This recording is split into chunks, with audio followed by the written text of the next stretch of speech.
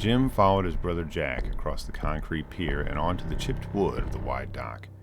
He glanced down past his shoes, through the soaked slats, to the hem of the ocean below. Even at a couple feet of depth, the water looked alive. Suds and trash felt up the thin shoreline like 1,000 lapping tongues, each as hungry as the last.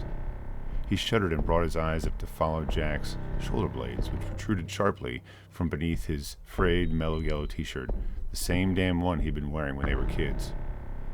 But as he'd been wearing an orange jumpsuit for the last 6 years, Jim figured he probably didn't mind. Likely found the old clothes comforting. If you go to the horror section of most bookstores, you're going to find almost always the same thing. Stephen King, Dean Koontz, Anne Rice, Clive Barker.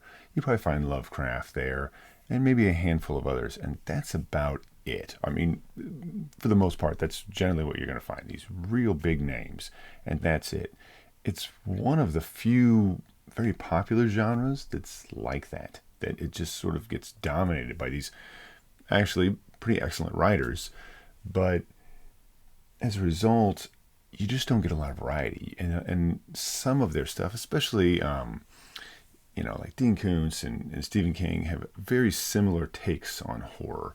So you don't get to see a lot of, new coming writers unless you're getting like short story anthologies. And even those are not very often in that section.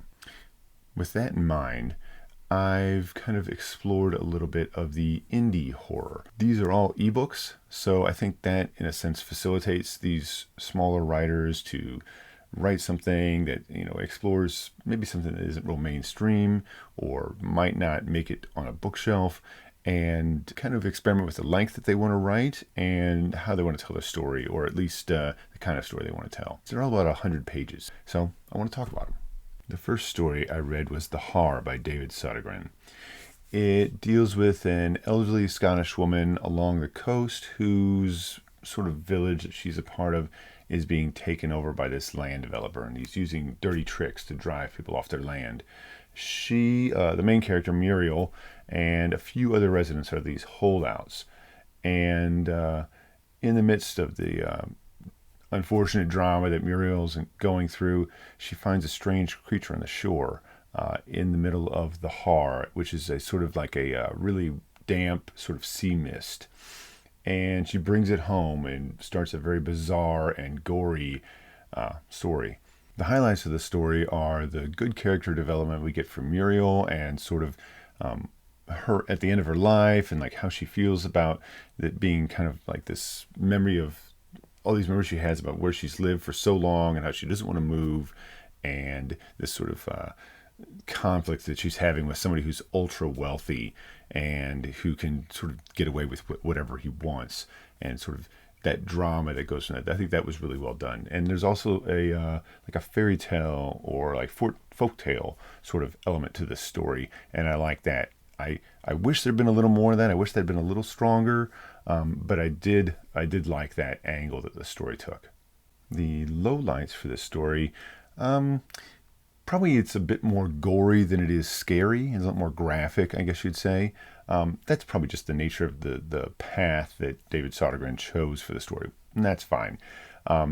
I think the strangeness of the creature kind of gets underplayed because we sort of get in its head, or it sort of has more drawn out conversations as the story progresses, and I think that kind of took a little bit away from the mystery of it. So I think that kind of pulled it a little bit away from the horror aspect and made it more of like a strange story that's kind of very gory, not necessarily one that I found scary or horrific. Well, I guess the horrific part might be the gore, if that's an issue for you, but it wasn't particularly scary exactly. And the specific backstory that the creature gives us made it seem more alien and less like folktale-ish or like folklore type creature, or like a cryptid or something.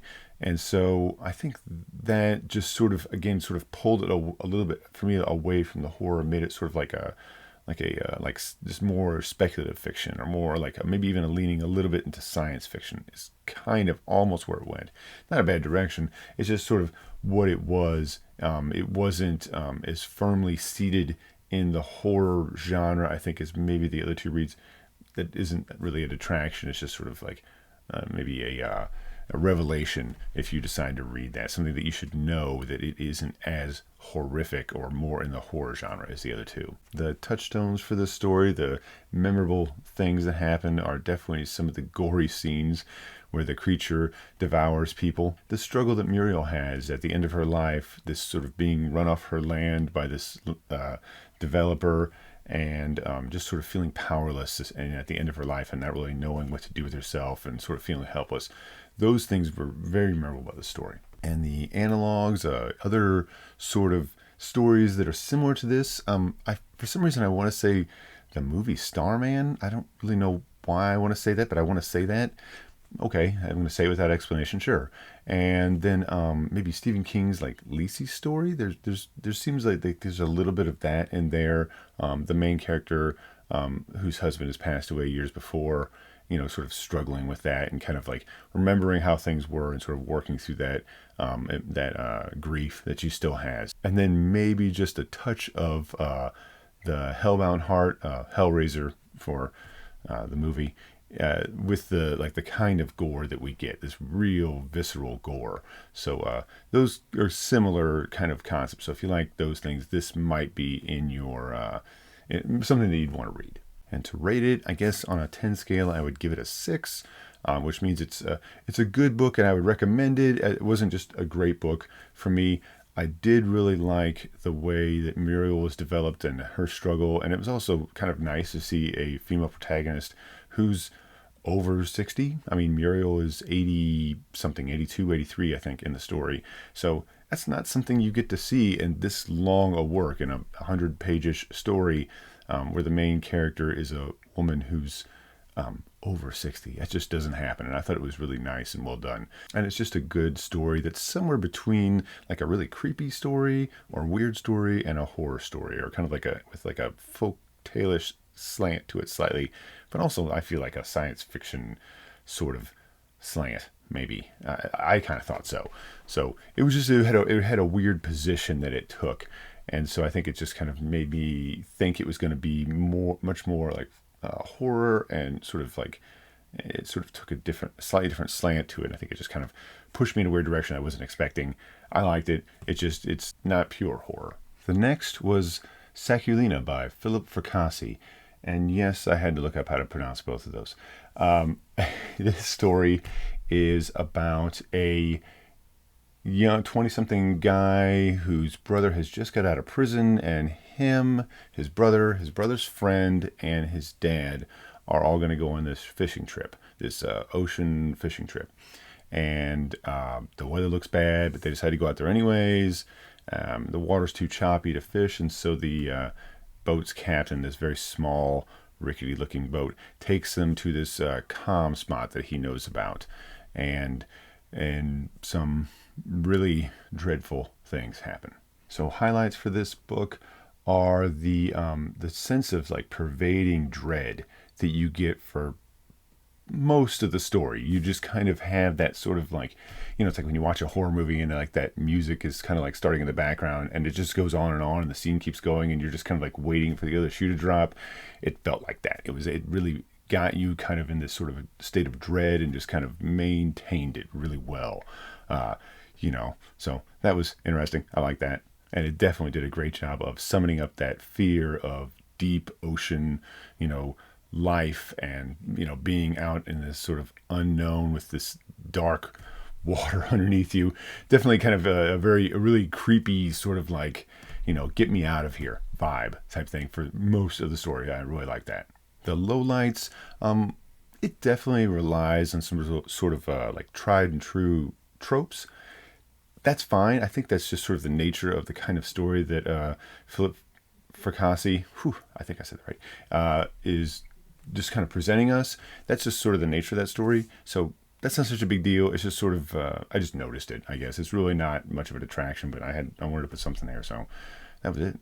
The touchstones, or like the memorable scenes from this book, are, the scene when this thing sort of like bubbles up when they're in this calm spot and this thing bubbles up or boils up out of the ocean, and we basically just know that we're fucked. And then, also like when, they're trying to leave this area later and the engine blows, and then we realize we're even more fucked than we thought we could be fucked at that point. And yeah, those were you're just like, I just want to get out of here. I just want to leave.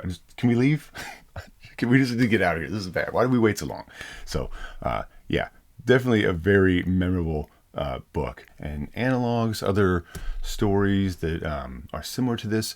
Well, the one that I thought of, and I just had to go look it up, is a Stephen King story called The Raft. And it's exactly what I was thinking of about halfway through the story. I was like, this is a lot like The Raft, or this reminds me of that story. And that was a really good story by Stephen King. And Sakulina is a really good story by Philip. I'm going to try it again. Fracassi. I know I got it right that time. I know I did. Really, really good. That's a good story to evoke. It's a great Stephen King story, and one of his early ones.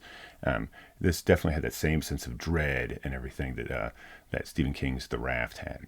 And then for a rating, I would say a 7 with a +1 for anything that in the like a Stephen King like horror. So if you like that brand of horror, I think that you will feel very at home with Sakulina. You will definitely enjoy this experience. Well, enjoy is a relative term. And really great horror story that you just kind of like gets you started early, gets you kind of like uncomfortable with what's going on and where we're going, and you can see, like a mile away where we're going. You can feel that trope starting up, and you can hear that trope's engine starting up, and you're like, man, I just want to go home. I don't want to be here. But even with that, that sense just keeps pulling you through. You just like, I got to get through this. I got to see what happens. So really enjoyable, really easy to recommend this story. Very easy to recommend. I think if you enjoy Stephen King's brand of horror, especially early Stephen King, I think that this is very similar to that stuff. So Sakulina by Philip Fracassi. I did it 3 times in a row. I'm proud of myself. And the third story I read was Below by Laurel Hightower. I'm sorry, I'm going to have to read my notes because I am terrible at like holding that information in my head and just looking at the camera. So you're just going to have to bear with me like reading it, and then it's my life. I can do it. I can do whatever I want on here. Nobody can tell me otherwise. A woman some people could tell me otherwise, but you know what I mean. A woman driving through the mountains has a disturbing encounter at night.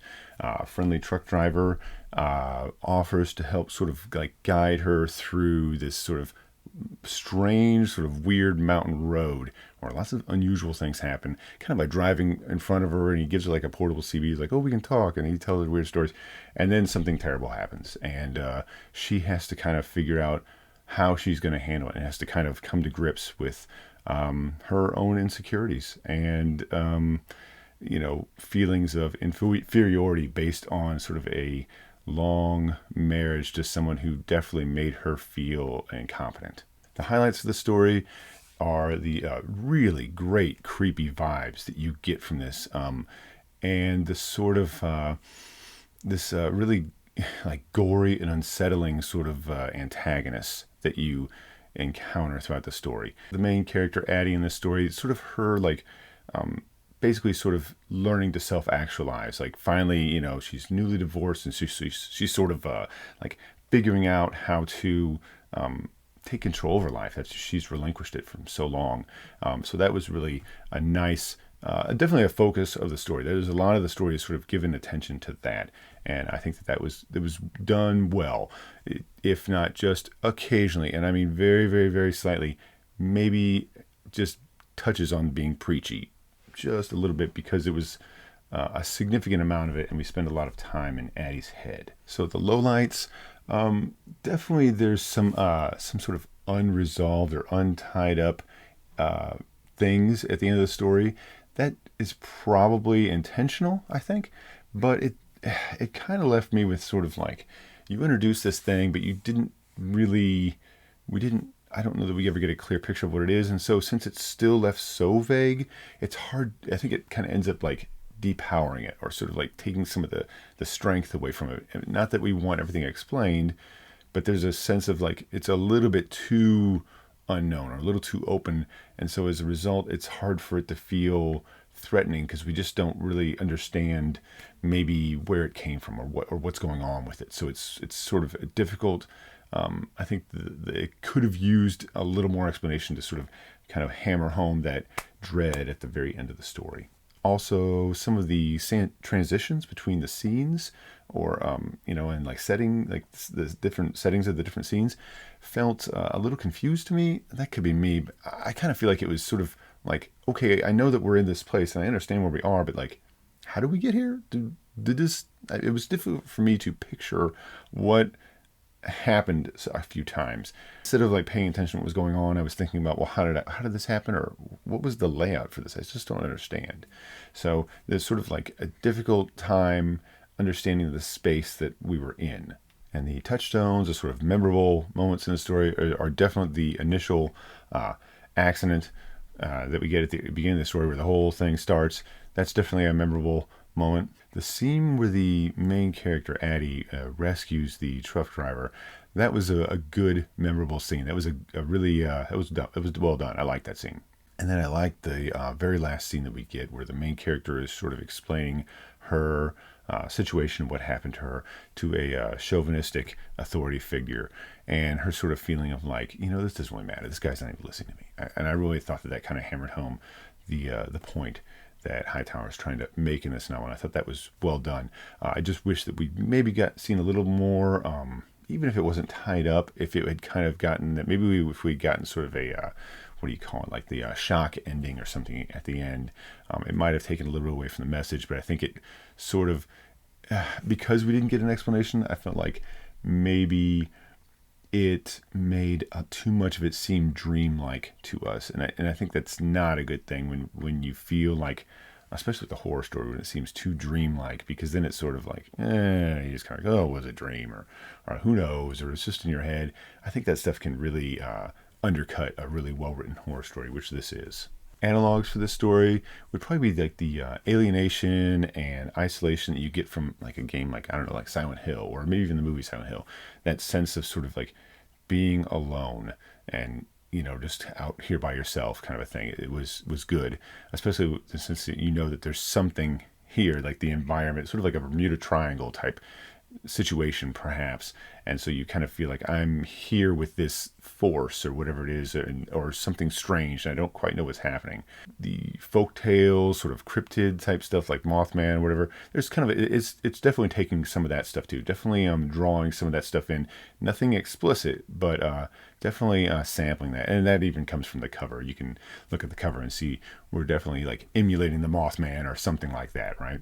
So for a rating, I would say this is a 6 with a +1 for like really good creepy stories, or like sort of like female self-actualization. I think that stuff's good, and like folk tale or folklore type stuff too, with like folk stories or cryptid type stories. Yeah, if you're into that stuff, this is going to be like a 7 for you, not a 6. A great creepy story that has something interesting to say about sort of like finding yourself and discovering yourself after you sort of have been, not really been yourself for so long, and sort of what that means, and sort of accepting, making decisions, maybe they're wrong, and sort of accepting them, and sort of, even if it's, maybe even if it's the right decision, but being happy that were able to make your own wrong decision. So I think maybe that's something I could take out of it. I don't know if that's exactly what the message was, but I think that that's a message that could be in there, and I put it in there. But for you, if you didn't get it otherwise.